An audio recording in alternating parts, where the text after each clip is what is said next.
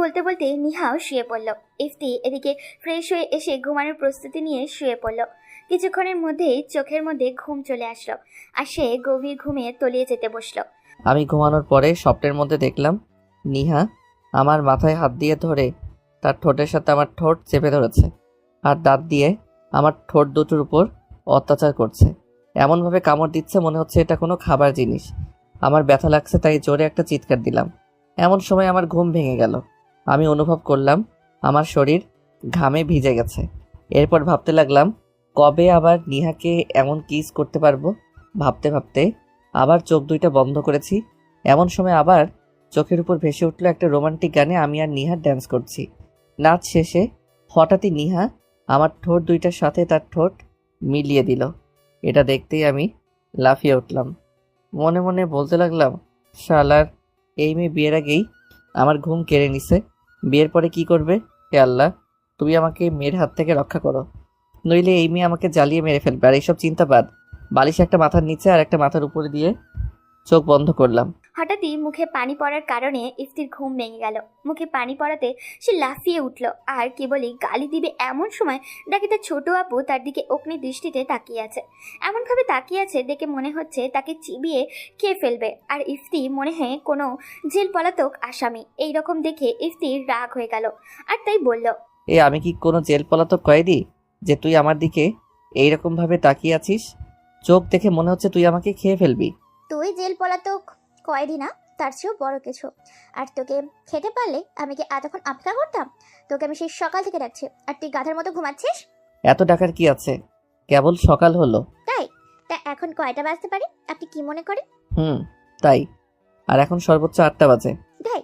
তাহলে একটু মোবাইলের ঘড়ির দিকে তাকিয়ে দেখেন কয়টা বাজে। চত্ব সব। রিয়ার এই কথা শুনে ইফতি ফোনে টাইম দেখে তার মাথা ঘুরে গেল। তাকিয়ে দেখে বেলা 11টা বাজে। তারপর লক খুলে দেখলো নিহা তাকে 56 বার কল দিয়েছে। এটা দেখে আল্লাহ আল্লাহ করতে লাগলো ইফতি। না জানি আজ এই ডাইনি তাকে কি করবে এটাই ভাবতে লাগলো। ভাই, আপনার মুখটা এমন হয়ে গেল কেন? ওই তুই আমাকে আরো সকালে ডেকে দিবি না? সেই 6টা থেকে ডাকতেছি, সে পানি দিয়ে তোর ঘুম ভাঙাইতে হইলো। আল্লাহ জানে আজ আমার কপালে কি আছে। নিজে এসে দেখ, তার নমুনা পেয়ে যাবে। তোর জন্য আমি এখনো রেডি হতে পারিনি। তুই তাড়াতাড়ি ফ্রেশ হয়ে নিয়ে আমি গেলাম। এই বলে রিয়া চলে গেল। ইফতি আর দেরি না করে ফ্রেশ হয়ে একটা কালার শার্ট, ম্যাচিং জিন্স আর ম্যাচিং জুতা পরে বের হলো। নিচে কেবলই গেছে, সবাই তাকে দেখে হাঁ করে আছে। অগ্নি দৃষ্টিতে মনে হচ্ছে সে কোনো খুনি। নিচে গিয়ে খাবার টেবিলে গেল ইফতি। বসতেই তার ভাবি খাবার খেতে দিল। ইফতি কেবল খাবারের হাত দিচ্ছে এমন সময় তার আম্মু আর আব্বু শুরু করলো তাকে বকা দেওয়া। তার আম্মু আর আব্বু 5 বছরের রাগ ইফতির উপরে একদিনে ঝেড়ে দিল। ইফতি কিছু না বলে শুধু খাবার হজম করছিল আর ফ্রিতে বকা। খাবারের সাথে বকাও হজম করতে যে এত মজা তা আজ বুঝতে পারলো সে। ইফতি বের হতে যাবে এমন সময় রিয়া বলে উঠল, কি রে, আমি কাকে দেখছি? পুরো শাহরুখ খান। জি না, আমি শাহরুখ খান না, আমি হলাম ইফতি। এই বলে গাড়িতে উঠলাম। এমন সময় ফোন কেঁপে উঠলো। ফোনটা বের করে দেখি ডাইনিটা কল দিচ্ছে, তাই কেটে দিলাম। নিহা রাগে বোম হয়ে যাচ্ছে। ইফতি কি যেন ভেবে একটা মেসেজ করে দিল। মেসেজটা ছিল যে এমন, একটু ওয়েট করুন, আমি গাড়িতে ড্রাইভ করছি তাই রিসিভ করতে পারলাম না। একটু ওয়েট করুন, আমি আসতেছি। এটা দেখে নিহা ইফতিকে আবারও রিপ্লাই দিল, আজ তুমি একবার সামনে আসো, এরপর দেখো কি করি। এটা দেখে ইফতি আবারও লিখে পাঠালো, আমি আগে এসে নেই, তারপর আপনার সব রাগ আমার উপর ঝাইরেন। তারপর গাড়িতে উঠে প্রথমে 30 কিলোমিটার ঘন্টা স্পিডে চালাতে শুরু করেছিল ইফতি। একটু এগিয়ে যেতেই দেখলো রাস্তা ফাঁকা, কারণ এখন অফিস টাইম, তাই একটু ব্যস্ততা কম। রাস্তা ফাঁকা পেয়ে ইফতি একটু স্পিড দিল। 30 কিলোমিটার থেকে 60 কিলোমিটার ইফতি আসতে লাগলো। আর এদিকে নিহা সকালে হালকা নাস্তা করতে বাড়ি থেকে বের হয়েছে। কলেজে এসেই সবাইকে দাওয়াত দিয়ে সেই 2 ঘন্টা ধরে ইফতির জন্য অপেক্ষা করছে। এতে রাতে যেমন রেগেছিল তার চেয়ে আরো 3 গুণ বেশি রেগে গেল আর মনে মনে বলতে লাগলো, আজ আগে তুই এখানে এসে নে, তারপর দেখ আমি কি করতে পারি। আজ তোকে বোঝাবো কত ধানে কত চাল। আজ দেখবি এই নিহা কি জিনিস। নিহা এই কথা ভাবতেছে আর সাপের মতো ফুঁসতেছে। এইদিকে ইফতি তার মধ্যে আসছে। 12টার দিকে ইফতি ওইখানে পৌঁছালো। গাড়িটা ব্রেক করে ইফতি গাড়ি থেকে নেমে দেখে সে একটা বেঞ্চে বসে আছে। ইফতি দেখেই নিহা ইফতির দিকে দৌড়ানোর মতো করে চলে আসলো। এসেই তার সামনে দাঁড়িয়ে গেল। সামনে এসে ইফতির দিকে একবার তাকিয়ে যেন ক্রাশ খেয়ে গেল। তখনই ইফতি তাকিয়ে বুঝলো তাকে দেখে হয়তো নিহার একটু রাগ কমে গেছে। ইফতি নিহার দিকে একটু তাকাতেই দেখলো সে ইফতির দিকে হাঁ করে তাকিয়ে আছে। এই দেখে ইফতি মনে মনে অনেক হাসলো। তারপর একটু কেশে উঠে বলল। কি ব্যাপার, এভাবে তাকিয়ে কি দেখেন? ইফতির কথায় নিহা মুখ ভেঙচি কেটে বলল। এই যে মিস্টার ইফতি, আপনি এতক্ষণ কোথায় ছিলেন? আমি কি আপনার চাকরানি যে আমি এত সময় অপেক্ষা করব আপনার জন্য? আমি আজ একটু বেশি ঘুমাইছি, তাই উঠতে একটু লেট হয়ে গেছে। আর দোষটা আপনারই। রাতে আমার স্বপ্নে না আসলে আমার উঠতে দেরি হতো না। আর আপনি আমার চাকরানি না, হবু বউ। আমার জন্য মানে? আর বউ হয়েছি তো কি হয়েছে, আমি সবার মতো তোমার ন্যাকামো দেখতে পারবো না। সবার থেকে আমি আলাদা। আর ভুলে যেও না, আমি তোমার ক্লাস টিচার। ইফতি আস্তে আস্তে বলল। রাতে আমার স্বপ্নে এসে আমার সাথে রোমান্স না করলে কি আমার এত লেট হয়? এই কিছু বললা? না তো, কিছু বলি নাই। আর হ্যাঁ, সেটা বিয়ের পরে দেখা যাবে কে কার কথা শুনে। এই বলে গাড়িতে উঠে বসলো ইফতি। এরপর নিহাকে উঠতে বলল। নিহা গাড়িতে উঠল। ইফতি আর চোখে দেখলো ক্যাম্পাসের সকল ছেলে মেয়ে তাদের দিকে তাকিয়ে আছে। ইফতি তখন একটু ভাব নিয়ে বসলো আর মনে মনে বলতে লাগলো। দেখা যাবে কে কার কথা শুনে। আমি তোমার অহংকার ভেঙে চুরমার করে দিব। তোমার তো আমাকে ভালোবাসতেই হবে, আর আমাকে সবার হাতে মার খাওয়ানোর প্রতিশোধটা ভালোভাবেই নিব। যতদিন না তুমি আমাকে আমার অধিকার না দাও, আমিও দেখবো তুমি কিভাবে থাকো। এসব ভাবতে ভাবতে গাড়ি চালাতে লাগলো ইফতি। এদিকে আবার নিহা ভাবতে লাগলো। তোর জন্য আমার এখন বিয়ে করতে হলো। তোকে তো আমি এত জ্বালাবো যে তুই ভাবতেও পারবি না। তোর জন্য আমি ক্যাম্পাসের সবার কাছে অপমানিত হয়েছি। এর প্রতিশোধ তো আমি নিয়েই ছাড়বো। এছাড়া তুই আমাকে ক্লাসের সবার সামনে কি অফার করেছিস, তারপর পার্সোনাল জিনিসে হাত দিয়ে দেখিস, সেটা কি? এই সব হিসেব আমি তোর থেকে নিব ইফতি। তুই ভাবতেও পারবি না আমি এমন কাজ করব যে তুই শান্তি নামক জিনিসটাই ভুলে যাবি। তুই আমাকে বিয়ে করবি না? কর, আমি তোর বিয়ে করার শখ মিটিয়ে দেবো। দাঁড়া, আজকেই কন্ট্রাক্ট পেপার বানাবো উকিলের কাছ থেকে। তোকে বোঝাবো আগুন নিয়ে খেললে কি হয়। মনে হয় না ওই পেপারের দরকার হবে। না, ওটা বানাবো না। যদি ইফতি ওর ফ্যামিলিকে বলে দেয় তাহলে আমি সবার কাছে খারাপ হয়ে যাব, তাই দরকার নাই ওটার। যতদিন থাকি ততদিন এমন অত্যাচার ইফতির উপর করব যে সে আমাকে ডিভোর্স দিতে বাধ্য হবে। নিহা এগুলো ভাবছে আর হাসতেছে, কারণ নিহা দেখতে পাচ্ছে তখন কি কি করবে আর ইফতির কেমন অবস্থা হবে। সেই চিত্র দেখে মজা পাচ্ছে ও, কিন্তু নিহার বাস্তবের দিকে কোনো খেয়ালই নেই। এমন সময় ইফতির ডাকে নিহা বাস্তবে ফিরে। নিহা, তুমি কি পাগল হয়ে গেলে নাকি? সেই কখন থেকে ডেকে যাচ্ছি আর তুমি খিলখিল করে হাসতেছো।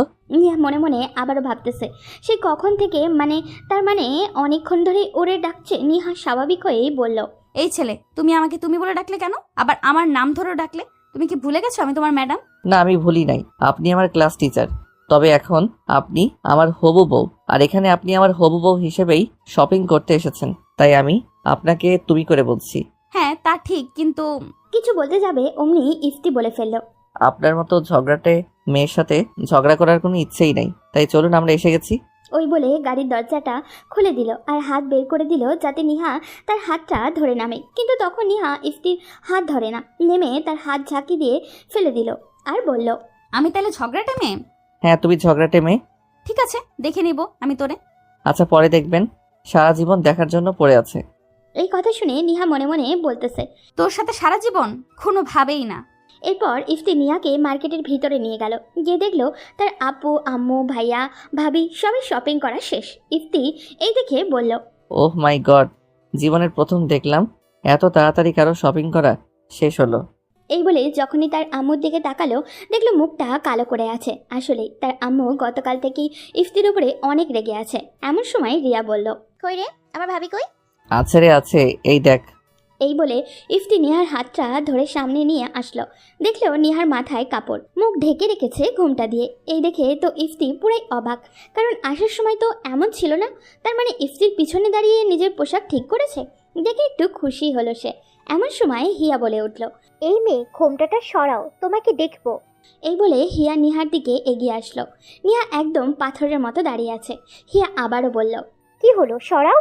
এই কথা শুনে ইফতি মনে মনে বলল, ভূতের মুখে আবার রাম রাম। এবার হিয়া নিহার তোয়াক্কা না করে নিজের ঘোমটা সরিয়ে দিল। ইফতি দেখলো নিহা চোখ বুজে রয়েছে। সবাই নিহার দিকে হাঁ করে তাকিয়ে আছে, এমনকি ইফতির আম্মুও হাঁ করে তাকিয়ে আছে। সবার মাঝে রিয়া বলে উঠল। আম্মু, আমি কি স্বপ্ন দেখতেছি? না রে মা, তুই বাস্তবে আছিস। ইফতি দেখলো তার আম্মু হেসে কথা বলছে, তার মানে আম্মুর পছন্দ হয়েছে, আর তাই তার রাগ চলে গেছে। এসব ইফতি দাঁড়িয়ে ভাবছিল। তখন রিয়া দিয়ার দিকে তাকিয়ে বলল। এই মেজো আপু, আমাকে একটা চিমটি দাও তো। রিয়াও কম কিসে চিমটি দিয়ে দিল। দেওয়ার পরে রিয়া ইস বলে উঠল আর বলল, তার মানে এটা বাস্তব? যে ছেলের পছন্দ একদম কুৎসিত আর সে কিনা এত সুন্দর একটা ভাবি উপহার দিল? হ্যাঁ রে, অনেক পছন্দ হয়েছে আমাদের। তোমাদের উপর যা রাগ ছিল তা তোমাকে দেখে চলে গেল বোন। এই বলে হিয়া নিহার মুখের উপরে হাত দিয়ে একটা চুমু খেলো। আমি কোনোদিন ভাবতেই পারিনি যে আমার ভাই আমাকে এমন একটা সারপ্রাইজ দেবে। সত্যি বোন, তুমি অনেক সুন্দর। হ্যাঁ, আমার যা যে আমার চেয়েও ভালো দেখা যায়। আমার কিন্তু হিংসা হচ্ছে। এই বলে ইফতির ভাবি সহ সবাই হেসে উঠল, শুধু ইফতি আর নিহা বাদে। এবার ইফতি লক্ষ্য করলো নিহাও অনেক খুশি হয়েছে আর সবাইকে ভালোভাবে দেখেও নিচ্ছে। এমন সময় ইফতির মা এসে তার কানটা টান দিয়ে ধরে বলল, যা, আমাকে এত সুন্দর একটা বৌমা উপহার দেওয়ায় তোর সব দোষ ক্ষমা করলাম, আর তোর উপর অভিমানটাও ভেঙে ফেললাম। কিন্তু তখন তো নিহা তো লজ্জায় মরে যাচ্ছিল। এমন সময় রিয়া বলে উঠল, আম্মু তাড়াতাড়ি শপিং শেষ করো, তারপর নতুন ভাবিকে নিয়ে বাড়িতে গিয়ে লাঞ্চ করব। আজ খাবার রান্না করবো নতুন ভাবে। এই কথা শুনে একটু বেশি অবাক হলো নিহা। তারপর মুখ নাড়িয়ে হ্যাঁ উত্তর দিল। আর ইফতির দিকে রাগে লুক নিয়ে তাকালো। ইফতি তো নিহার চোখে দেখেই ভয় পেয়ে গেল। এরপর সবাই শপিং করা শুরু করলো। ইফতি দেখলো নিহা আর রিয়া তার জন্য পাঞ্জাবি কিনতেছে। অনেকক্ষণ ধরে দেখার পর নিহা নেভি ব্লু কালারের একটা পাঞ্জাবি পছন্দ করলো আর ওটা প্যাক করে দিতে বলল। এরপর ইফতির জন্য আরও একটা শার্ট আর প্যান্ট কিনলো। ইফতির কেনাকাটা শেষ হওয়ার পর সে দাঁড়িয়ে দাঁড়িয়ে দেখছিল সবাইকার শপিং করা। সবাই যখন নিহার বেনারসি কেনা নিয়ে ব্যস্ত, তখন ইফতি ঘুরে ঘুরে অন্য সব দোকান দেখছিল। এরপর হঠাৎই একটা গয়নার দোকানে একটা নেকলেস তার খুব পছন্দ হয়ে গেল। আর ইফতি ভাবলো ওটা না হয় নিহাকে উপহার দেওয়া যাবে বাসর ঘরে, তারপর না হয় নতুন জীবন শুরু করবে। তাই ওটা অন্য কেউ খেয়াল করার আগেই কিনে ফেললো ইফতি। আর নেকলেসটা স্পেশালভাবে প্যাকিং করেও নিয়ে তার আম্মুদের কাছে গেল। গিয়ে দেখে তার আম্মু আপুরা নিহার বেনারসি আর শাড়ি কেনাটা রেখে কোনটা কিনবে চয়েস করতে পারছে না। অবশেষে রিয়া আপু বলল, ভাই, তোর বইয়ের শাড়ি তুই পছন্দ করে দে, আমি পারছি না পছন্দ করতে।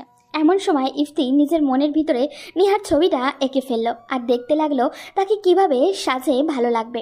কাল্পনিকভাবে মনের মধ্যে দেখে নিয়ে বলল, নিহাকে তো লাল বেনারসির সাথে ম্যাচিং করা ব্লাউজ, সাথে গয়না আর খোলা চুলে ভালো দেখা যাবে। ইফতির এমন কথা তার আম্মু আপুরা সবাই হাঁ করে শুনছিল। ইফতি তা দেখে বলল, সবাই মুখটা বন্ধ করো, নইলে মুখের মধ্যে মশা চলে যাবে। ধমকের সুরে এমন কথা শুনে সবাই মুখটা বন্ধ করলো। আর ইফতি পাশে তাকাতে দেখলো নিহা ইফতি যেমন বলছিল ঠিক তেমনভাবেই বের হচ্ছে। পরনে তার বলা সেই লাল বেনারসি, সেই ম্যাচিং করা ব্লাউজ, গলায় হালকা গয়না আর চুল ছেড়ে দিয়ে ইফতির দিকে এগিয়ে আসছে। এই দেখে ইফতি আবারও ক্রাশ খেলো। এইরকম নিহাকে দেখে সবাই আরও অবাক হয়ে গেল আর সবাই ইফতির দিকে অবাক চোখে দেখতে লাগলো। এমন সময় রিয়া বলে উঠল, কিরে ভাই, 2 দিন বউয়ের সাথে থেকে বুঝে গেলি তার কি পছন্দ? তাই তো বলি, নিহার জন্য অন্য ড্রেসগুলো পছন্দ হচ্ছিল না, তো এইভাবে নিহাকে সে লাগতেছে, ভালোই চয়েস হয়েছে। এরপর সবাই আরও অনেকগুলো শাড়ি কিনলো নিহার জন্য।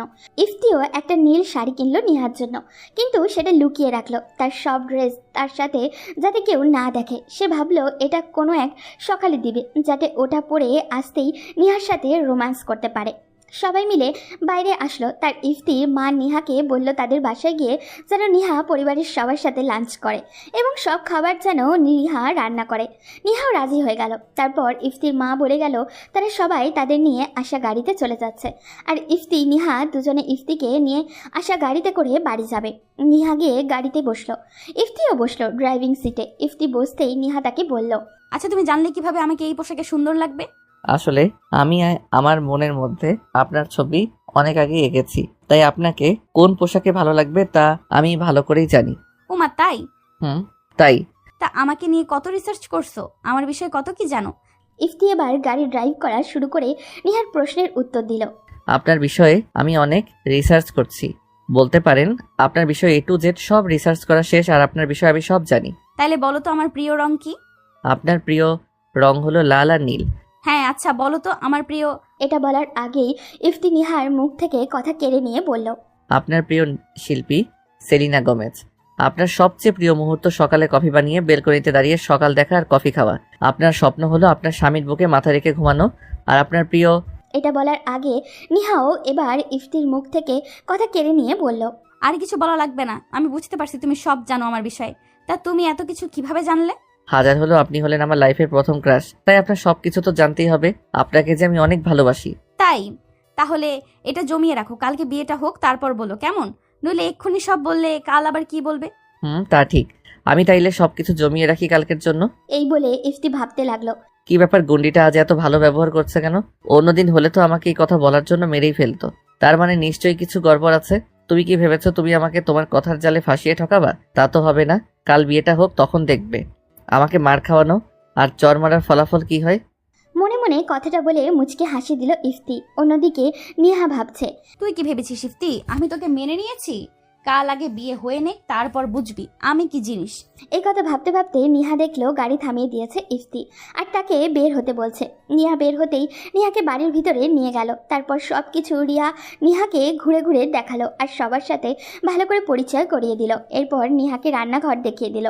আর নিহা সব কিছু রেখে এসে রিয়ার একটা সালোয়ার কামিজ পরে এসে রান্না করা শুরু করলো। আর ইফতি তার রুমে গিয়ে বিছানার উপরে ঠাস করে শুয়ে পড়ল। হঠাৎ কে যেন তাকে ডাকতেছে, বলছে, এই ইফতি উঠো না, অনেকক্ষণ তো ঘুমালে, এবার উঠে খেয়ে নাও। ইফতি ভাবলো এটা হয়তো কোনো স্বপ্ন, তাই যে কোনো উত্তর না দিয়ে আরও ভালোভাবে ঘুমানোর চেষ্টা করলো। আবার কয়েক মিনিট নীরবতা পালন শেষে সে ভাবলো সত্যি ওটা স্বপ্ন ছিল। এইভাবে কেবলই কোল বালিশটা জড়িয়ে ধরেছে। এমন সময় মনে হলো তার মাথার উপরে বৃষ্টি পড়ছে। তারপর চোখ খুলে দেখে নিহা তার মাথায় পানি দিচ্ছে আর হাসছে। এইগুলো কি করছেন? আমার গায়ে পানি দিচ্ছেন কেন? দেখতে পাচ্ছ না কি করতেছি? আর সারের মতো ঘুমালে পানি দেবো না তো কি দিব? আপনি আমার গায়ে পানি দেওয়ার কে? সেটা কালকেই দেখো আমি কে। আমি ঘুমালে আপনার সমস্যা কোথায়? সে আমি ষাঁড়ের মতো ঘুমাই বা অন্যভাবে ঘুমাই। আমার সমস্যা একটাই, আর সেটা হলো আমার রান্না করা হয়ে গেছে, তুমি সেটা খাবে আর আমাকে আমার বাড়ির সামনে নামিয়ে দিয়ে আসবে। ও এই কথা? আর আমি আপনার রান্না করা খাবার খাবো কেন? আপনাকেই বা আপনার বাড়িতে ড্রপ করে দিয়ে আসবো কেন? নিহা এবার একটু অভিমানী কণ্ঠেই বলল, হ্যাঁ, আমি তো তোমার কেউ হই না যে তুমি আমার রান্না করা খাবার খাবে আর আমাকে আমার বাড়ির সামনে ড্রপ করে দিয়ে আসবে। এই বলে নিহা চলে গেল। ইফতি বুঝলো একটু বেশি বলে ফেলেছে, যার কারণে নিহা একটু রাগই করেছে। এই কথা ভাবতে ভাবতে ইফতি ফ্রেশ হওয়ার জন্য দৌড় দিল। এদিকে নিহা আবারও একটু মন খারাপ করেই বাইরে গেল। তার যে মনটা খারাপ সেটা কাউকে বুঝতে দিল না। বুঝতে না দিয়ে বলল ইফতি আসতে। সে ইফতির জন্য যেহেতু সবাই খাবার নিয়ে অপেক্ষা করছে, তাই সে তাড়াতাড়ি ফ্রেশ হয়ে বাইরে গেল। এসে দেখে সবাই তার জন্য খাবার নিয়ে বসে অপেক্ষা করছে। ইফতি এসে সরাসরি তার চেয়ারটাতে বসে পড়ল। আর তখনই সবাইকে খাবার দেওয়া শুরু করলো নিহা। ইফতিকে খাবার দিল। ইফতি একটু মুখে নিয়েই বুঝলো নিহা পাক্কা রাঁধুনি। ইফতির মতো সবাই খাবার খেয়ে নিহার প্রশংসা শুরু করলো। তখন ইফতি বুঝলো যে এই বাড়িতে তার রাজত্ব করা শেষ, কারণ সবাই এখন নিহার পক্ষে। নিহা যা বলবে ইফতির বিষয়ে সবাই তাই বিশ্বাস করবে।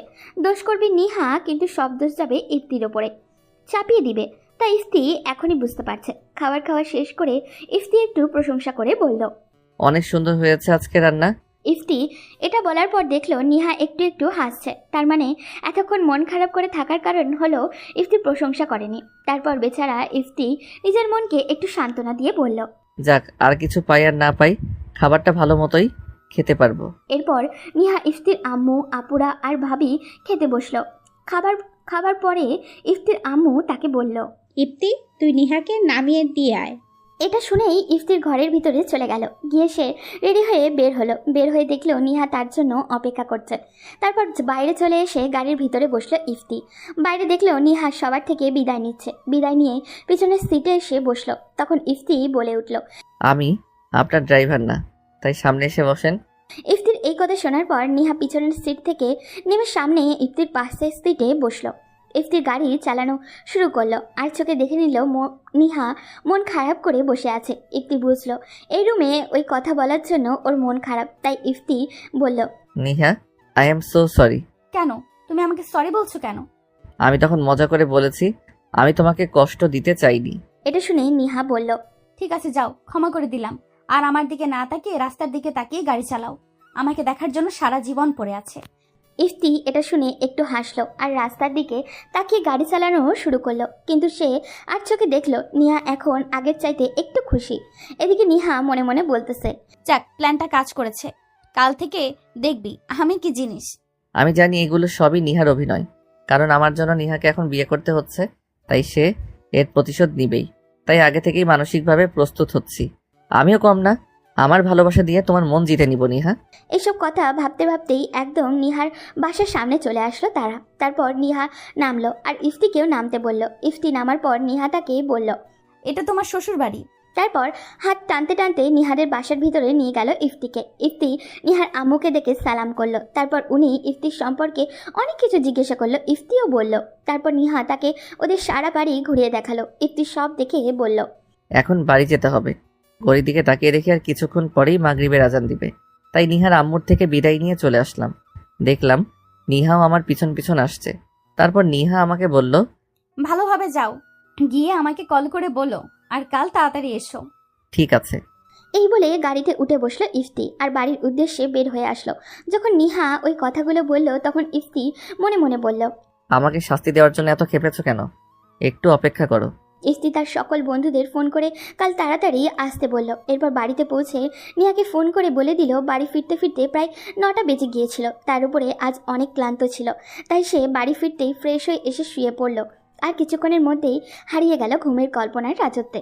সকাল 9টা, তাকে তার আপুরা ঘুম থেকে ডেকে ওঠালো। ইফতি উঠতেই এতগুলো কথা শুনিয়ে চলে গেল তার বোনেরা। ইফতি উঠে ফ্রেশ হতে গেল। ফ্রেশ হয়ে বাইরে আসতেই দেখে তার সব বন্ধুরা চলে এসছে আর সবাই টেবিলে বসে খাবার খাচ্ছে। ইফতি দেখে সিয়াম বলে উঠল, মামু, তাহলে তোর ঘুম ভাঙলো? ও হ্যাঁ, আজ তো তোমার বাসর রাত, অনেক ধকল যাবে, তাই আগে থেকে কি রেস্ট নিয়ে নিচ্ছ? এই কথা শুনেই সবাই হেসে উঠল আর ইফতি লজ্জায় মাটির দিকে তাকিয়ে থাকলো। এই দেখে সিয়াম বলে উঠল, ও মোর আল্লাহ, মামা দেখি আমারও লজ্জায় ফেলতে পারে। এই মামা, এত লজ্জা আবার কবে থেকে পাওয়া শুরু করলা? নাকি মামির জন্য আগে থেকে লজ্জা পাওয়া শুরু করছো?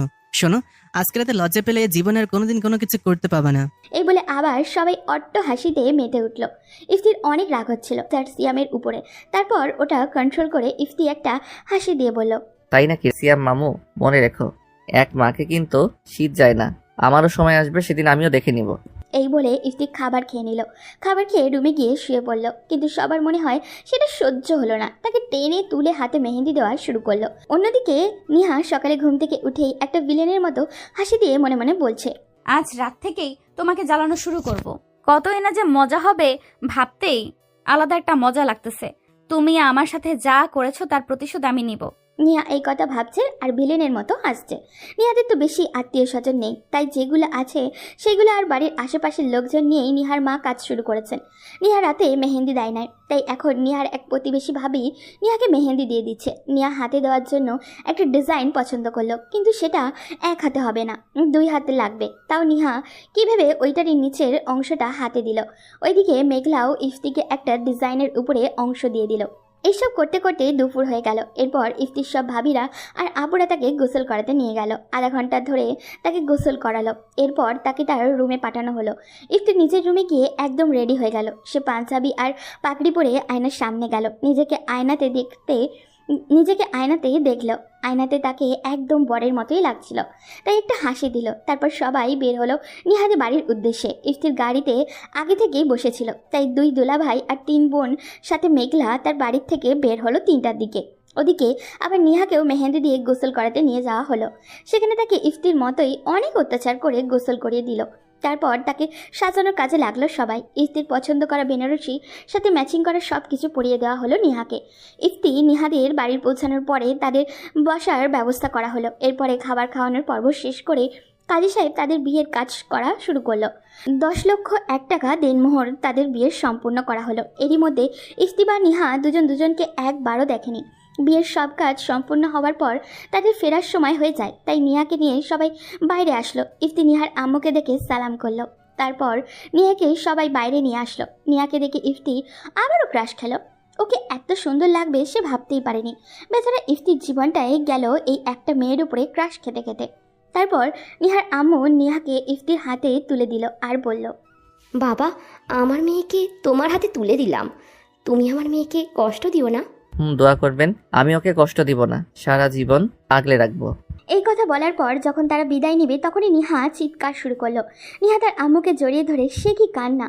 নিহার আম্মু কম কেশে, তিনিও মেয়ের মতোই কাঁদতে লাগলেন। বাবা না থাকা মেয়েটা সেই ছোট্টবেলা থেকে নিজে না খেয়ে মেয়েকে খাইয়ে মেয়েকে মানুষের মতো মানুষ করেছে। আর আজ সেই মেয়ে তাকে ছেড়ে পরের ঘরে চলে যাবে। এতে তার বুকটা ফেটে যাচ্ছে। তারপর নিজেকে বুঝিয়ে নিহাকে অনেক কিছু বুঝিয়ে দিয়ে গাড়িতে উঠিয়ে দিল। ইফতিও উঠল। এরপর সবার কাছ থেকে বিদায় নিয়ে বাড়ির উদ্দেশ্যে রওনা হলো। সারা রাস্তা নিহা কান্না করতে করতে আসছে, একবারও ইফতির দিকে তাকায়নি।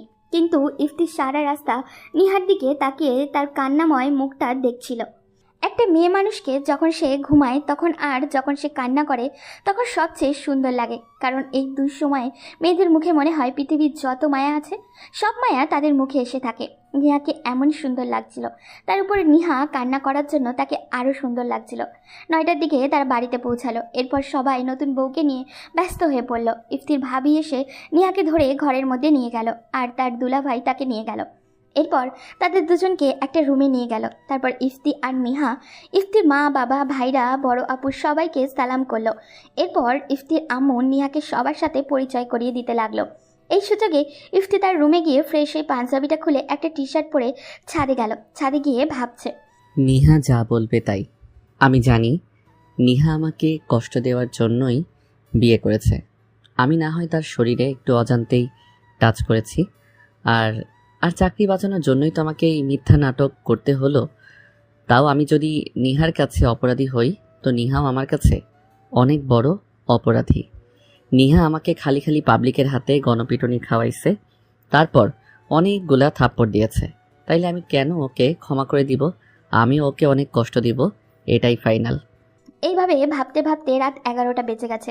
তাই ছাদ থেকে বাইরে চলে আসলো ইফতি। তার রুমের কাছে আসতেই তার বড় দুলাভাই আর মেজো দুলাভাই বলতেছে, শালাবাবু বিড়াল তো অনেক আগেই মেরেছ, তাও আজকে আবার বিড়ালটা মারো। আর হ্যাঁ, আস্তে আস্তে বিড়ালটাকে মেরো, নইলে বেচারি সহ্য করতে পারবে না। এই বলে দুইজন হাসতে লাগলো। ইফতি তাদের সাথে তাল মিলিয়ে বলল, দুলাভাই বিড়াল পামো কই বাসর ঘরে? তখন দুলাভাই বলল, দেখো ঘরে গিয়ে আছে নাকি নাই। এই বলে তারা আবার অট্টহাসিতে মেতে উঠল। তখন ইফতি বলল, তাইলে আজকে আমি ঘরে থাকবই না। এই বলে সে চলে যেতে বসেছে। এমন সময় তার দুলাভাই তাকে ধাক্কা দিয়ে বাসর ঘরে ঢুকিয়ে দিল আর এই পাশ থেকে দরজা বন্ধও করে দিল।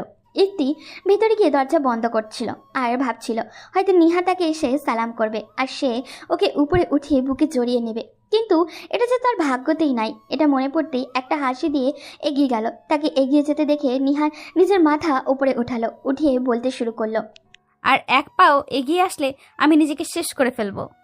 ইফতি জানতো নিহা এমন কিছু বলবে, তাই আগে থেকে নিজেকে সামলে নিয়েছে আর এখন একটু অভিনয় করেই বলল, কেন আমি এগিয়ে আসবো না? আমার তো আজ বিয়ে হয়েছে, তাই আমি আমার বউয়ের কাছে যাব আর তার সাথে বাসর করব। তাতে আপনার সমস্যা হচ্ছে কোথায়?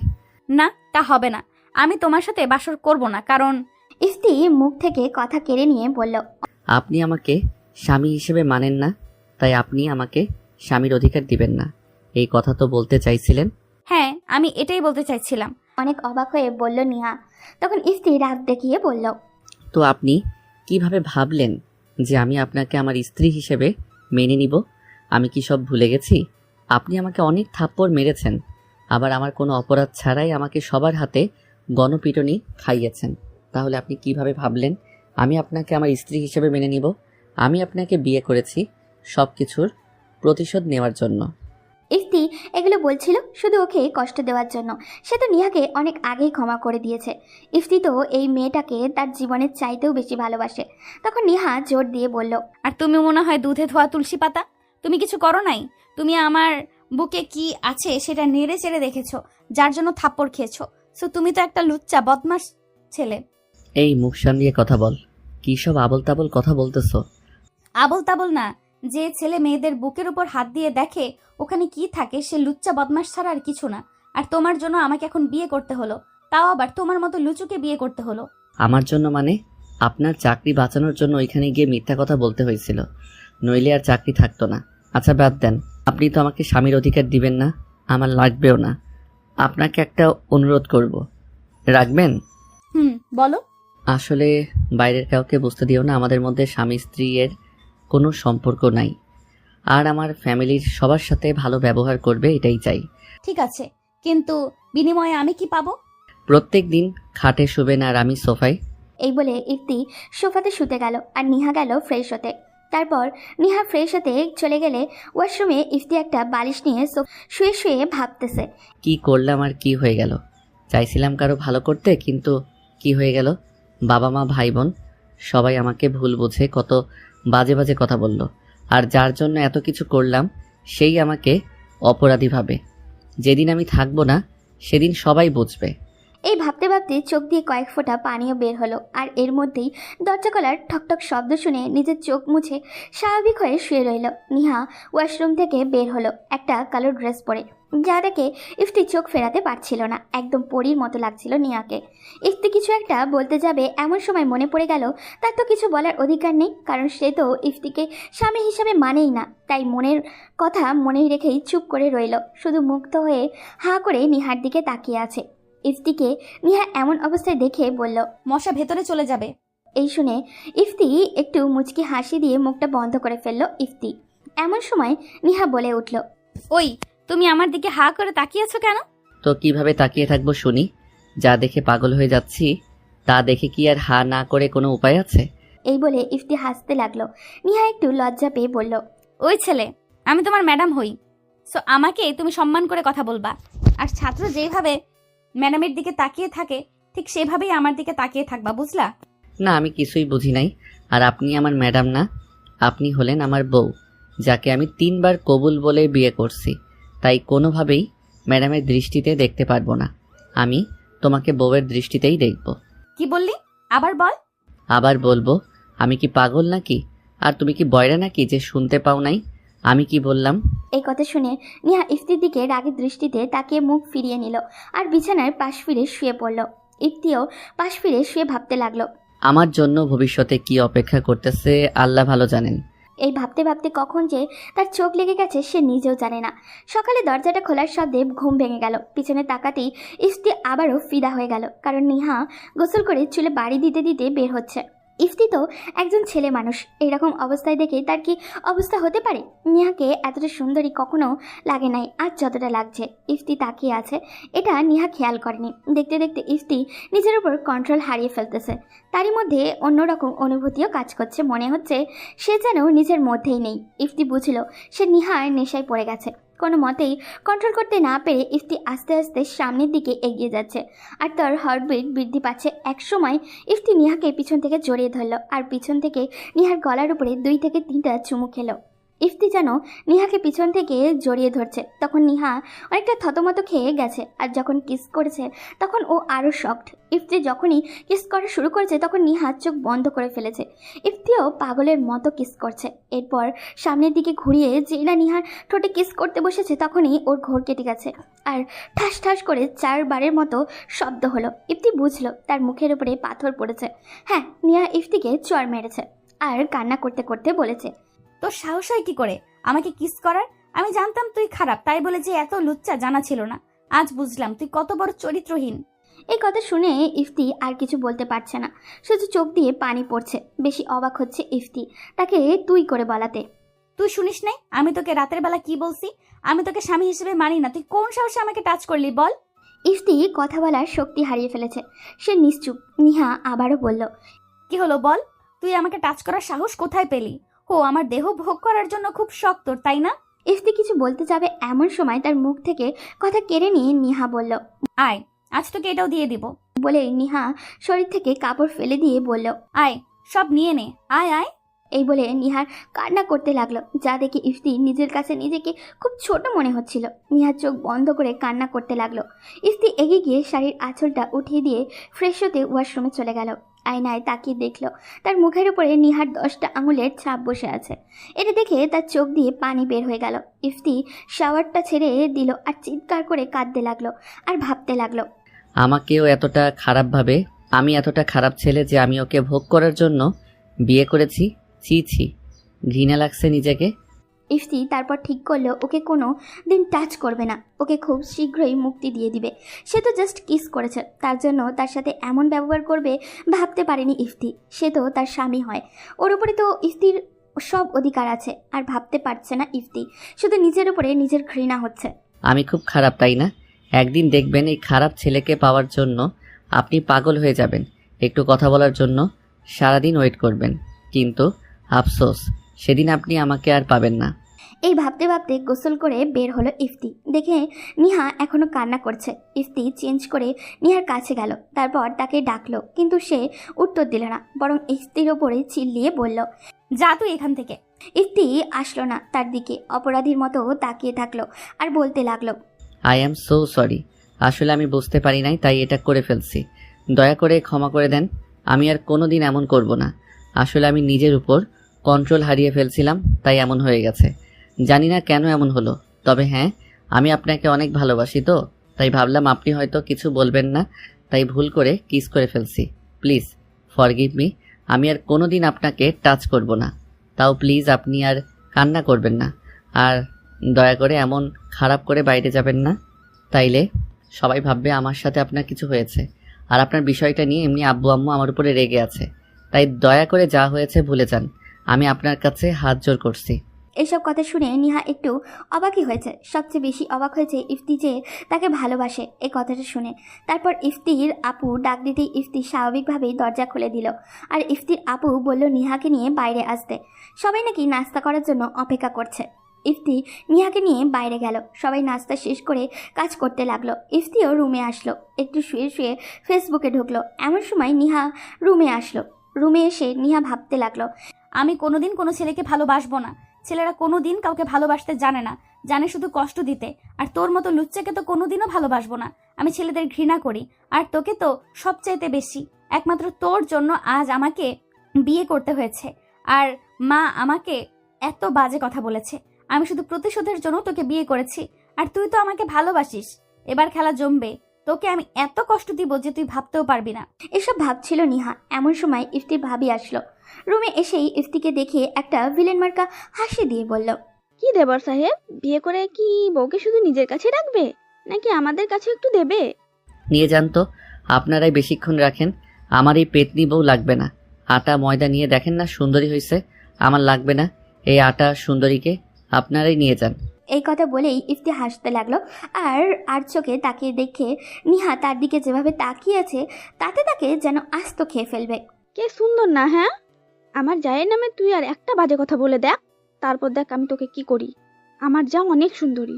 হ্যাঁ, এত সুন্দরী যে তার কাছে প্রিন্সেস ডাইনাও হার মানবে। এটা ঠিক না। আজ আসতে না আসতে তুমি ওর দিকে কথা বলতেছো। ভাবি, এটা ঠিক না, এটা জাতি মেনে নিবে না।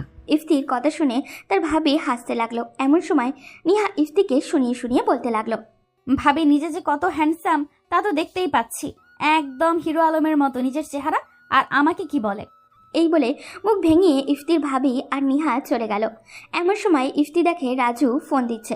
ইফতি ফোনটা ধরতেই বলতে লাগলো, মামা, আজ তো তুমি বড় হয়ে গেছো, সারা রাত মধু খাইছো, আমাদের কথা কি আর মনে থাকে? শালা, মধু খাইছি নাকি অন্য কিছু করছি? শুনলে তুই ছাদ থেকে লাফ দিয়ে উপরে চলে যেতে চাইবি। যাই হোক, কখন আসবি তাই বল। তুমি আগে কও, সারা রাত কি করছো, তারপর বলছি। সারা রাত মুড়ি খাইছি শালা। তোকে 2 ঘন্টা সময় দিলাম, এর মধ্যে তোকে না পাইলে আন্টিকে কল করে তোর গার্লফ্রেন্ডের বিষয়ে সব বলে দিব।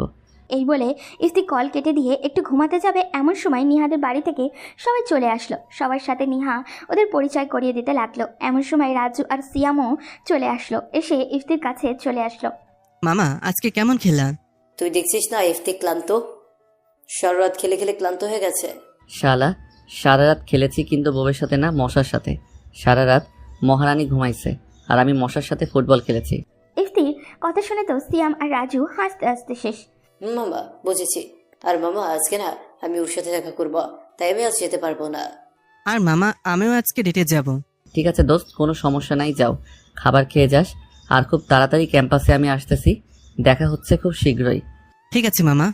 এই বলে সিয়াম আর রাজু চলে গেল। এইদিকে বিকেল হয়ে গেছে, তাই ইফতি সবার সাথে নিহাদের বাড়ির সবাইকে খাওয়ালো। তারপর ইফতির ভাইয়া তাকে রেডি হতে বলল। ইফতির ভাবি আর রিহা নিয়াকে সাজাচ্ছে। ইফতি বেশিক্ষণ তাকিয়ে থাকলো না, কারণ সে জানে তাকিয়ে থাকলে নিজেকে কন্ট্রোল করতে পারবে না। ইফতি আর ওইদিকে খেয়াল না করেই ফ্রেশ হতে চলে গেল। ফ্রেশ হয়ে এসে দেখে তার বেডের উপরে একটা লাল রঙের পাঞ্জাবি, আর চোখে তাকিয়ে দেখলো নিহাও লাল রঙের একটা শাড়ি পরেছে। তখন ইফতি ভাবলো নিহা হয়তো ম্যাচিং করা পোশাক পরার জন্য রেখেছে। মনে মনে ভাবলো, যাক, তাইলে আমাকে নিয়ে সে একটু হলেও ভাবে, নইলে আমার জন্য নিজে পছন্দের করা পাঞ্জাবি রাখতো না। আমার কাজটা আরও সহজ হবে, তাইলে ওকে পটাতে আমার বেশি সময় লাগবে না। এটা ভেবে একটু মনে মনে হাসলো ইফতি। এরপর ইফতিকে আর নিহাকে নিয়ে নিহার বাড়ির লোকজন বের হয়ে গেল। ইফতি আর নিহাকে একটা গাড়িতে দিল আর সাথে দিল নিহার মামাতো বোন অধরাকে। ইফতি খুব ভয় লাগছিল, কারণ আজকে তার সাথে কেউই যায়নি। সে মনে মনে ভাবতে লাগলো, ইফতি, আজকে তুই শেষ। তোর বাড়িতে থেকেই তোর সাথে যেমন করে আর এত ওদের বাসায় তোকে নিয়ে যাচ্ছে, দেখবি আজ রাতে তোকে মেরে মাটির নিচে চাপা দিয়ে দিবে। নিহাও মনে মনে বলছে, রাতে বুঝাবো তোকে যে আমি কি জিনিস। তুই আমাকে বিয়ে করেছিস ভালোবাসার জন্য, আজ তোকে এমন ভালোবাসা দিব যে তুই কোনোদিনও ভুলতে পারবি না। আবার আমাকে কিস করেছিস তুই, তোর সাহস আজকে আমি বের করব। আজকে রাতেই আমার জন্য তোর ভালোবাসা জানলা দিয়ে পালাবে। আমি পুরুষ মানুষকে ঘৃণা করি, আর তোকে তো আমার বাবার থেকেও বেশি ঘৃণা করি। তোকে আমি কোনোদিন স্বামী হিসেবে মেনে নিব না। এইসব ভাবতে ভাবতে নিহাও গাড়িতে উঠল। মাঝখানে বসলো অধরা। অধরা ইফতিকে দেখে হাত এগিয়ে দিয়ে বলল, ভাইয়া আমি অধরা, আপনার একমাত্র শালিকা। ইফতিও হাত মিলিয়ে বলল, আমি ইফতি, তোমার একমাত্র দুলাভাই। এরপর ইফতি আর অধরা গল্প করতে লাগলো আর নিহা জানলা দিয়ে বাইরে তাকিয়ে থাকলো। একসময় ইফতি আর নিহা অধরার কাঁধের উপরে দুইজন ঘুমের মতো করে শুয়ে পড়েছে। এমন সময় অধরা বলল, সে আর কি ঘুমান নাই নাকি যে এখন দুজন একসাথে ঘুমিয়ে পড়তেছেন? নিহা কিছু বলতে যাবে, এমন সময় ইফতি বলে ফেলল, আর ঘুম? তোমার বোন সারা রাত কি আমাকে ঘুমাতে দিছে নাকি? সারা রাত সে আমাকে টর্চার করেছে, আমার সারা শরীর ব্যথা হয়ে গেছে। এটা বলেই অধরা খিলখিল করে হাসতে লাগলো। ইফতি পাশে তাকিয়ে দেখে মহারানী অবাক হয়ে আছে, কিন্তু তার মুখে অন্য কথা বলছে। মুখটা লাল হয়ে গেছে, গোখরা সাপের মতো শুধু ফুলতেছে। মনে হচ্ছে এখনই ইফতিকে ছোবল দিয়ে দেবে। নিহা মনে মনে বলল, কি বললো ও? আজকে তোকে আমার হাত থেকে কেউ বাঁচাতে পারবে না। আজকে আমি তোকে মেরেই ফেলবো। দুজনেই দুই প্রতিচ্ছবি দেখে অধরা বলল, ওই ভাই একদম মিথ্যা কথা বলবেন না। তুমি টর্চার করছো আমার আপনিকার উপর। এত টর্চার কি কেউ করে? বেচারি সারা শরীর ব্যথা হয়ে গেছে, তাই না আপু? এই বলেই আর খিলখিল করে হাসতে লাগলো। ইফতি লজ্জায় মাথা উঠাতে পারছে না, কিন্তু মাথা নিচু করে ভাবতে লাগলো, আজকে আমি শেষ। মহারানীকে আজকে যেভাবে রাগিয়ে দিছি তাতে রাতে আজকে আমার 12টা বাজাবে। আজকে আমাকে কিছু বললে আমিও ছাড়বো না, কিন্তু আমি তো ওকে অনেক ভালোবাসি। আমি যদি একটু ছোট না হই তো আমি ওকে কিভাবে বোঝাবো?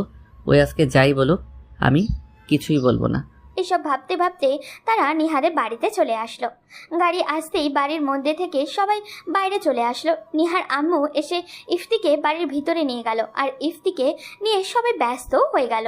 এই দেখে নিহা হিংসায় মরে যাচ্ছে আর গোখরো সাপের মতো ফুলতে লাগলো। শেষে আর সহ্য করতে না পেরে বলেই দিল, খুব ভালো, পরের ছেলেকে পেয়ে নিজের মেয়েকে ভুলে গেলে সবাই। ওকে নিয়ে যাচ্ছ আর আমাকে কিছুই বলছো না। তোকে কি করব? তুই কি চিনিস এই বাড়ির কোথায় কি আছে? ন্যাকামি না করে ভিতরে আয়। এরপর নিহা আর ইফতিকে ভিতরে নিয়ে গিয়ে দুইজনকে পাশাপাশি বসিয়ে একটা চামচ দিয়ে চিনি আর দুধ নিয়ে এসে ইফতিকে আর নিহাকে খাওয়ানো হলো। এটা নাকি তাদের নিয়ম। তারপর নিহার আম্মু নিহাকে বলল ইফতিকে তার রুমে যেতে। নিহা ইফতি তার রুমে নিয়ে গেল। রুমে যাওয়ার পর নিহা কেবলই ফ্রেশ হতে যাচ্ছে, দরজা পর্যন্ত যেতেই ইফতি পিছন থেকে গায়ে হাত দিল। নিহা পিছনে তাকাতেই ইফতি ওর পাশ দিয়ে ভিতরে ঢুকে গেল আর ভিতর থেকে লক করে দিল।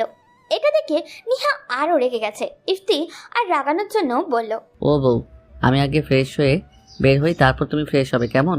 এটা বলতে নিহা যেন তেলে বেগুনে জ্বলে উঠলো আর বলতে লাগলো, কি বললি তুই? আবার বল। বললাম তুমি আমার সোনা বউ, লক্ষ্মী বউ, আমার জানো বউ। এটা বলে ইফতি হাসতে লাগলো। তখন নিহা বলে উঠল, আমাকে কোনো দিন আর এসব বলবি না।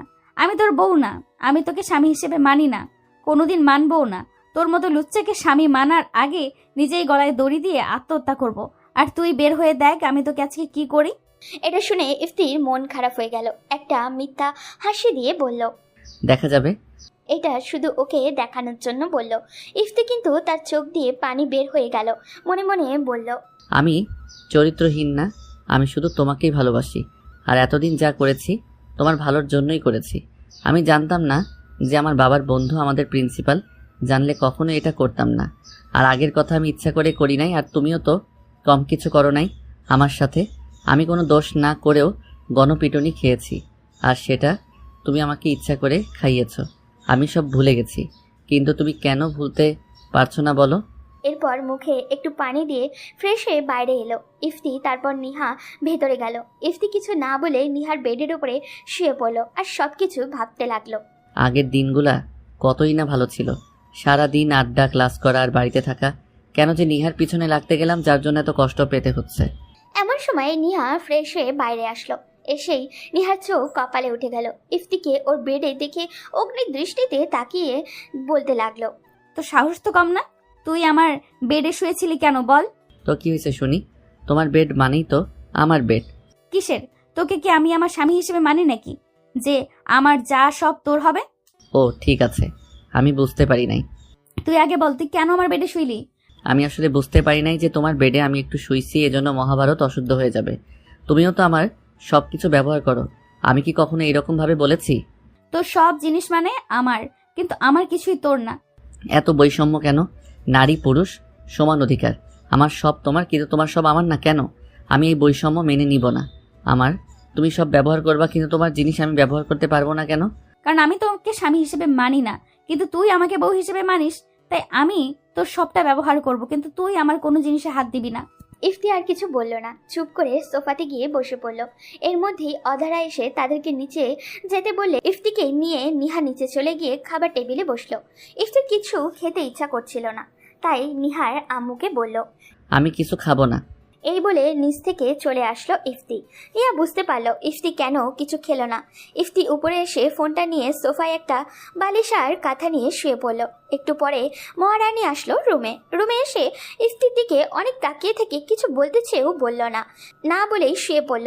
ইফতি ওইদিকে খেয়াল না করেই ফোনে পাবজি খেলতে লাগলো। খেলতে খেলতে কখন যে 12টা বেজে গেছে বুঝতেই পারেনি। এরপর সে কাঁথা মুড়ি দিয়ে ঘুমের দেশে যাওয়ার প্রস্তুতি নিল আর ভাবতে লাগলো কিভাবে নিহাকে নিজের করে পাওয়া যায়।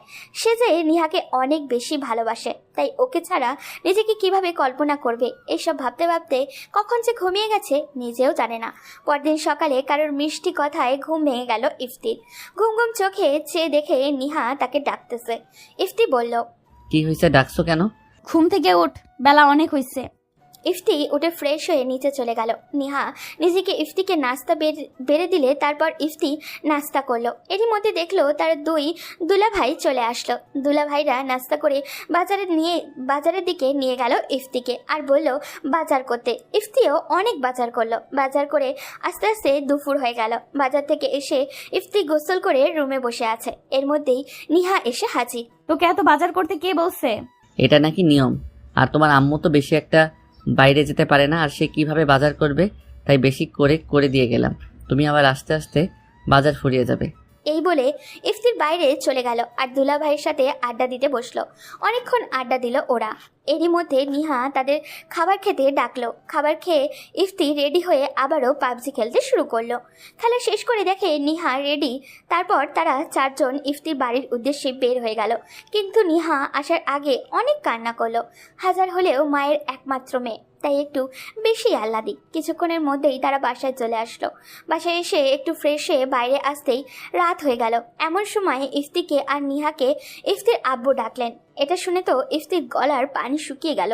ইফতি জানে তার আব্বু তাকে যেদিনই ডাকবে সেদিনই তাকে কোনো না কোনোভাবে বাঁশ দেবে। সে ভয়ে ভয়ে নিচে গেল, সাথে নিহাও গেল। নিহা জানে ইফতির আব্বু খুব রাগী। নিচে যেতেই ইফতির আব্বু ইফতিকে বসতে বলল, কিন্তু ইফতি বসলো না। ওনার সামনে মাথা নিচু করে দাঁড়িয়ে রইল। আর ইফতি জানে তাকে কেন না কোনো বাস দিবে, তাই সে আগে থেকেই একজনকে রেখে দিয়েছে যাতে সে ইফতিকে সাপোর্ট দেয়, আর সে হলো রিয়া। এরই মধ্যে দেখলো ইফতির আম্মু, ভাইয়া, ভাবি, বড় আপু, মেজো আপু আর দুই দুলাভাই একসাথে নিচে আসলে। এই দেখে তো ইফতির গলা আরও শুকিয়ে গেল।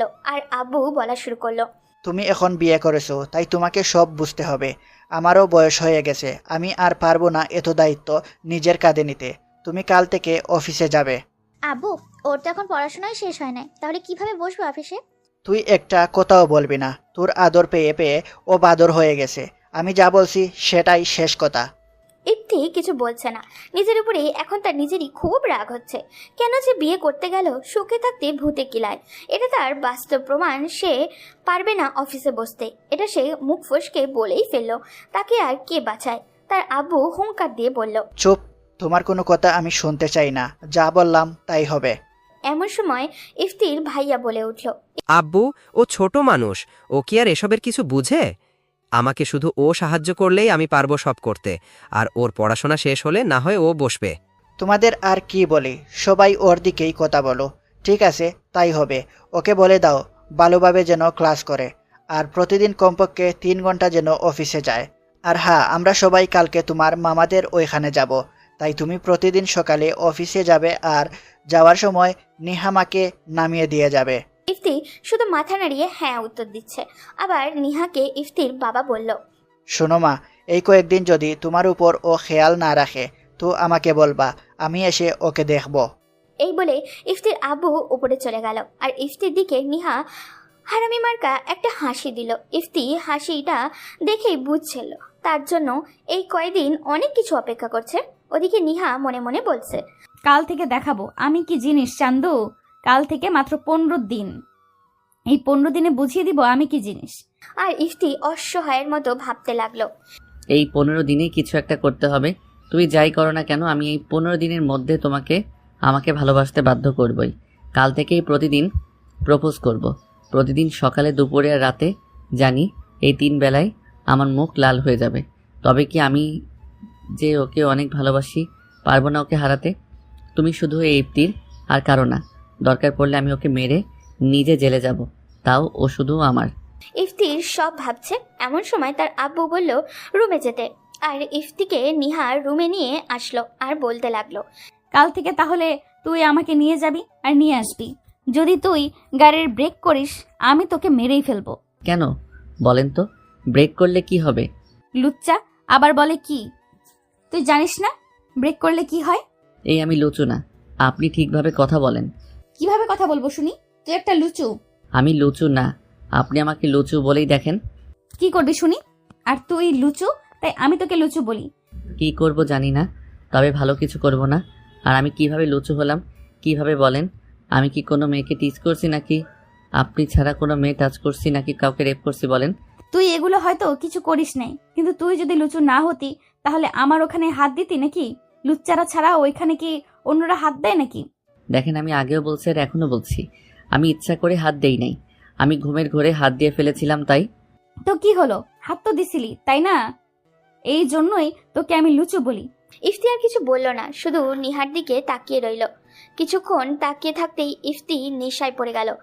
নিহাকে অনেক সুন্দর লাগছিল, যার জন্য ওকে কাছে পেছে ইচ্ছা করছিল, ভালোবাসতে ইচ্ছা করছিল ইফতির। তখন ইফতি নিজেই মনকে সান্ত্বনা দিয়ে বলল, না ইফতি, নিহা তোকে ভালোবাসে না, তাই ওকে তুই স্পর্শ করতে পারিস না। তাইলে ও তোকে সবার মতোই ভাববে। তাই নিজেকে সামলা, একদিন ও তোকে ঠিকই মেনে নিবে স্বামী হিসেবে, আর তোকে খুব ভালোবাসবে। তুই ওকে তোর ভালোবাসা বোঝাতে থাক, দেখবি ও আজ হোক আর কাল হোক ঠিকই বুঝতে পারবে। এই বলে ইফতি বিছানা থেকে একটা বালিশ আর একটা কাঁথা নিয়ে সোফায় চলে গেল। আর যেতে যেতে কালকের জন্য একটা প্ল্যান করে ফেললো। আর ভাবলো যে আজ হোক আর কাল হোক ওকে তো নিহা ভালোবাসবে, এত ভালোবাসবে যে ইফতিকে না পেলে ও বাঁচতেই পারবে না। এসব ভাবতে ভাবতেই ইফতি শুয়ে পড়ল। আর নিহা রাজরানীর মতো বিছানায় শুয়ে পড়ল। সকালে নিহার ডাকে ঘুম ভেঙে গেল ইফতির। তাকিয়ে দেখে 8টা বাজে। নিহাকে দেখেই বোঝা যাচ্ছে এতক্ষণ কাজ শেষ করে আসলো। ইফতিও লাফ দিয়ে ঘুম থেকে উঠে দৌড়ে ফ্রেশ হতে গেল। ফ্রেশ হয়ে এসে দেখে সবাই রেডি হয়ে খাবার টেবিলে বসে তার জন্য অপেক্ষা করছে। ইফতি যেতেই নিহা তার জন্য একটা চেয়ার এগিয়ে দিল। ইফতি বসতেই নিহা সবার খাবার দেওয়া শুরু করে দিল। সবার খাবার দেওয়া শেষ হতেই নিহা একটা হাঁফ ছেড়ে বাঁচল। এমন সময় ইফতির আম্মু বলে উঠল, মা, তুই এখনই এখানে খেয়ে নে, সবাই তো খেয়ে নিচ্ছে। তুই একা একা কেন পরে খাবি বল? আর আমরা সেই কবে আসবো, তারপর আবার একসাথে খেতে হবে। আজকে একসাথেই খেয়ে নে। ঠিক আছে মা। এই বলে নিহা ইফতির পাশে চেয়ারটাই বসলো। ইফতি কিছু বলল না, সে তার মন মতো খেতে লাগলো। আবার ইফতি আম্মু বলতে লাগলো, ইফতি, আমরা তো একটু পর চলে যাব, আসবো 15 দিন পর। তুই বৌমার খেয়াল রাখবি। যদি আমি শুনি তুই ওর সাথে কোনো রকম ঝগড়া অথবা ও যা বলেছে তুই করিসনি, অনেক রাত করে বাসায় ফিরেছিস, তাইলে আমি তোকে মেরেই ফেলবো। আরে মা, তোমার মনে হয় আমি তোমার বউয়ের সাথে ঝগড়া করব? তোমার বউ আমার সাথে ঝগড়া করবে, আর এই 15 দিনে আমাকে যে কি অবস্থা করবে তা আমি একটু একটু বুঝতে পারছি। মা দেখছেন আপনার ছেলে আমাকে কি বললো, আমি নাকি ঝগড়া করি। গল্পটি অনেক লম্বা হয়ে যাচ্ছে, তাই এখন সিদ্ধান্ত আপনাদের। এই 15 দিনে ইফতি আর নিহার মধ্যে কি ভালোবাসার সম্পর্ক গড়ে উঠবে, নাকি তাদের মধ্যে আরও দূরত্ব তৈরি হবে? যদি তাদের মধ্যে ভালোবাসার সম্পর্ক তৈরি হয় তাহলে গল্পটি আগামী পর্বেই শেষ হয়ে যাবে। আপনারা কি চান আগামী পর্বে গল্পটি শেষ হয়ে যাক? তাহলে কমেন্ট করে জানান।